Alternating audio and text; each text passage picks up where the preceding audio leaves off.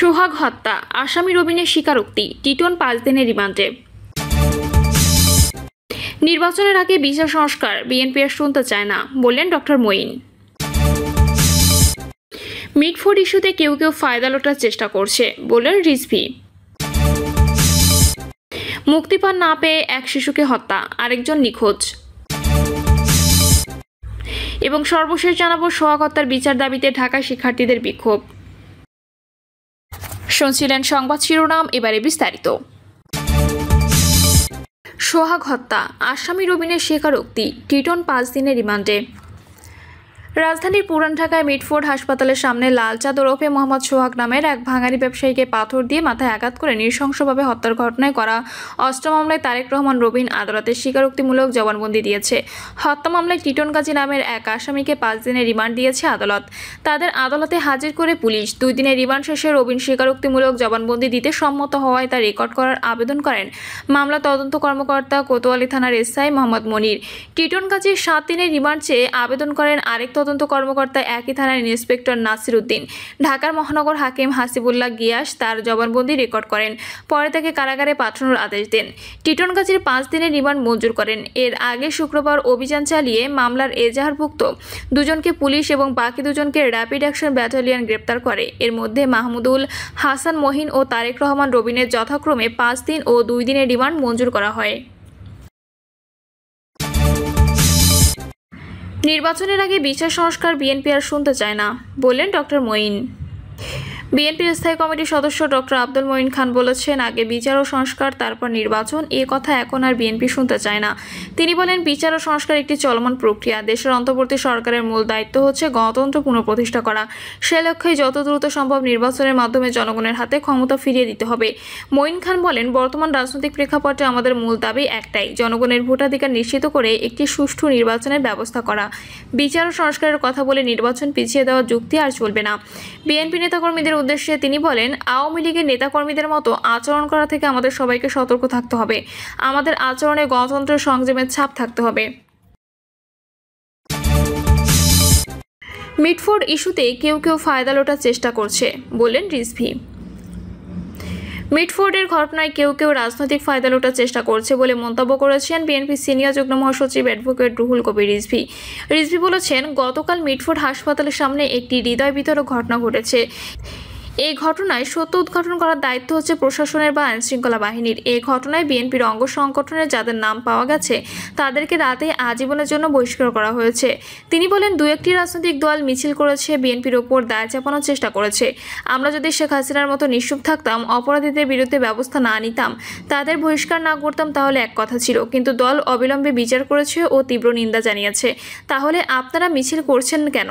মানে একটি রাজনৈতিক ফায়দা লোটার জন্য। আমরা আপনাদের অতীত অপকর্ম ভুলে যায়নি। তিনি আরও বলেন, আমরা ভুলে যাইনি সেই রাজশাহী বিশ্ববিদ্যালয়, চট্টগ্রাম বিশ্ববিদ্যালয়ের ছাত্রদের কিভাবে পায়ের রক কাটা হয়েছে, কিভাবে বাসের ভেতর থেকে ছাত্রদল নেতাকে ধরে বিনোদপুর গ্রামে নিয়ে হত্যা করা হয়েছে।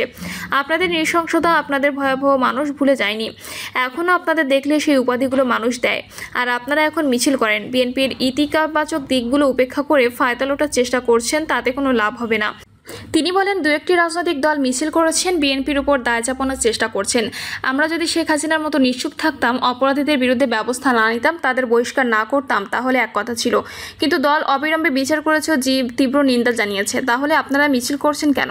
মানে একটা রাজনৈতিক ফায়দা লোটার জন্য। আমরা আপনাদের অতীত অপকর্ম ভুলে যাইনি। তিনি আরও বলেন, আমরা ভুলে যাইনি সেই রাজশাহী বিশ্ববিদ্যালয়, চট্টগ্রাম বিশ্ববিদ্যালয়ের ছাত্রদের কিভাবে পায়ের রক কাটা হয়েছে, কিভাবে বাসের ভেতর থেকে ছাত্রদল নেতাকে ধরে বিনোদপুর গ্রামে হত্যা করা হয়েছে।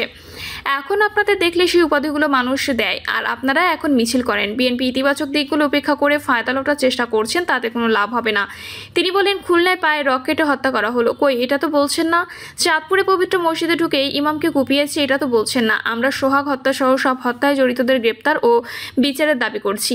বিএনপির এই মুখপাত্র বলেন, বিএনপি একটি বৃহৎ পরিবার, সেখানে 2-1জন দুষ্কৃতকারী ঢুকে পড়াটা সবসময় খোঁজ রাখা যায় না, কিন্তু দুষ্কৃতকারীদের কোনোভাবে যদি চিহ্নিত করা যায়, তাদের বিরুদ্ধে ব্যবস্থা নিতে কার্পণ্য করা হয় না। গত পরশুরাতে পাবনা সুজানগরে বিএনপি দু গ্রুপের সংঘর্ষের ঘটনা ঘটেছিল, সে রাতেই তাদের বহিষ্কার করা হয়েছে। গতকালে যে হৃদয় বিতরক ঘটনা ঘটেছে এর সঙ্গে রাজনীতির কোনো সম্পর্ক নেই, অথচ কোনো রাজনৈতিক দল দেখছি ওই ঘটনাকে রাজনৈতিক কালার দেওয়ার চেষ্টা করছে। এখানে দল কোথায় জড়িত, দলের নামধারী কেউ হতে পারে। এটা তো দলের পদ পদবি নিয়ে সংঘর্ষ হয়নি, দলের মতাদর্শ নিয়ে ঝগড়া হয়নি, ঝগড়া হচ্ছে তাদের ব্যবসা নিয়ে। এগুলো তাদের ব্যক্তিগত ব্যাপার। আপনারা শুনেছেন ভাঙাড়ি ব্যবসা নিয়ে ঘটনা, এই ঘটনার সঙ্গে দল হিসেবে কোথায় জড়িত? রিজভী বলেন, যে কোনো ধরনের অপকর্ম, সংঘাত বা মানুষ হত্যায় যারা জড়িত তাদের ছাড় নেই। মাটির গভীরে গেলেও সেখান থেকে ধরে এনে এমন দৃষ্টান্ত স্থাপন করুন যাতে এ ধরনের ঘটনা আর না ঘটে। মুক্তিপণ না পেয়ে এক শিশুকে হত্যা, আরেকজন নিখোঁজ। ময়মনসিংহের গফরগাঁওয়ে মুক্তিপণ না পেয়ে সিফাত হাসান নামে এক শিশুকে হত্যা করে লাশ পুকুরে ফেলে দিয়েছে অপহরণকারীরা। একই দিন স্থানীয় আইমান সাদাব নামের আরেক শিশু নিখোঁজ হয়েছেন। শনিবার সকালে বাড়ি থেকে প্রায় 200 গজ দূরে স্থানীয় রশিদের পুকুর থেকে সিফাতের লাশ উদ্ধার করেছে পুলিশ। হত্যাকাণ্ডের শিকার সিফাত উপজেলার পাগলা থানাধীন 5 বাগ ইউনিয়নের চরশাকচূড়া গ্রামের সৌদি প্রবাসী নূর ইসলামের ছেলে। চরশাকচূড়া সরকারি প্রাথমিক বিদ্যালয়ের 4র্থ শ্রেণীর শিক্ষার্থী ছিল সে। নিখোঁজ আইমান সাদাব ওই ইউনিয়নের দিঘিরপাড়া গ্রামের সৌদি প্রবাসী আলামিনের ছেলে। সিফাতের পরিবার সূত্রে জানা গেছে, শুক্রবার দুপুর 12টার দিকে সিফাত বাড়ির পাশে খেলা করছিল। এ সময় অজ্ঞাত কয়েকজন লোক এসে তাকে ধরে নিয়ে যায়। সিফাতের মা কবিতা বেগম বলেন, ঘটনার দিন আমি বাবার বাড়ি 5 বাগে ছিলাম। সেখান থেকে সিফাতের নিখোঁজের খবর পেয়ে বাড়িতে আসি। পরের সন্ধ্যায় সিফাতের বাবা নূর ইসলাম ফোনে জানান, ছেলেকে জীবিত ফেরত পেতে হলে 20,000 টাকা মুক্তিপণ দিতে হবে। তিনি তার ভাগ্নে জিসানের মাধ্যমে অপহরণকারীদের সঙ্গে যোগাযোগ করতে বলেন। জিসান জানান, অপহরণকারীরা প্রথমে বিদেশে থাকা আমার মামার কাছে মুক্তিপণ বাবদ 20,000 টাকা দাবি করে। মামা অপহরণকারীদের আমার নাম্বার দিয়ে যোগাযোগ করতে বলেন। আমি 15,000 টাকা দেওয়ার কথা বলে 2,000 টাকা বিকাশে পরিশোধ করি এবং সিফাত হাসানকে ফেরত পাওয়ার পর বাকি টাকা দেওয়ার হবে বলে তাদেরকে জানাই। আজকে তার লাশ পাওয়া গেছে। অন্যদিকে শনিবার সকালে দিঘিরপাড় গ্রামের সৌদি প্রবাসী আলামিনের ছেলে আইমান সাদাব নিখোঁজ হয়। সাদাব বাড়ির পাশে দোকানে হালখাতা অনুষ্ঠানে মাইক বাজার শব্দ শুনে দোকানের সামনে যায়। এরপর থেকে নিখোঁজ সে। এ ঘটনায় নিখোঁজ সাদাবের নানা সুলতান মিয়া বাদী হয়ে পাগলা থানায় সাধারণ ডায়েরি করেছেন। সুলতান মিয়া বলেন, শিশুটির বাবা বিদেশ থাকেন। তাদের বাড়ির পাশে নান্দাইল উপজেলার জাহাঙ্গীরপুর ইউনিয়নের বারগুড়িয়া গ্রামে। মা ছেলে আমার বাড়িতে থাকেন। আমার নাতিকে কে বা কারা ধরে নিয়ে গেছে, কেউ ষড়যন্ত্র করে মেরে ফেলেছে কিনা কিছুই বলতে পারছি না।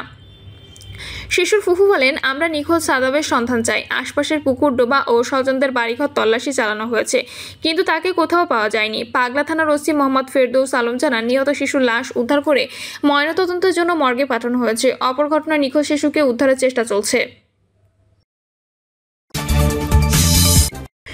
সোহাগ হত্যার বিচার দাবিতে ঢাকায় শিক্ষার্থীদের বিক্ষোভ।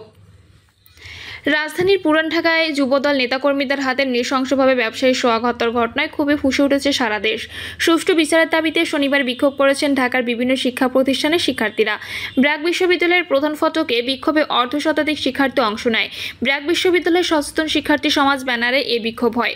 বিক্ষোভ চলাকালে ব্র্যাক বিশ্ববিদ্যালয়ের শিক্ষার্থীর কণ্ঠে আবার লাগা জোর, চাঁদাবাজের কবরখোর, চাঁদাবাজ চাঁদা তোলে, ইন্টারিম কি করে, 24-এর হাতিয়ার গর্জে উঠুক আরেকবার, কে দিল রে জানোয়ার মানুষ মারার অধিকার বলে স্লোগান দেন বিক্ষোভকারীরা। আমার ভাই কবরে, খুনি কেন বাহিরে। সন্ত্রাসীরা উল্লাস করে, ইন্টারিম কি করে, জালো রে জালো, আগুন জ্বলো, action to action, direct action, চাঁদাবাজের বিরুদ্ধে ডাইরেক্ট অ্যাকশন, চাঁদাবাজের আস্তানা ভেঙে দাও, গুড়িয়ে দাও সহ বিভিন্ন স্লোগান দেন।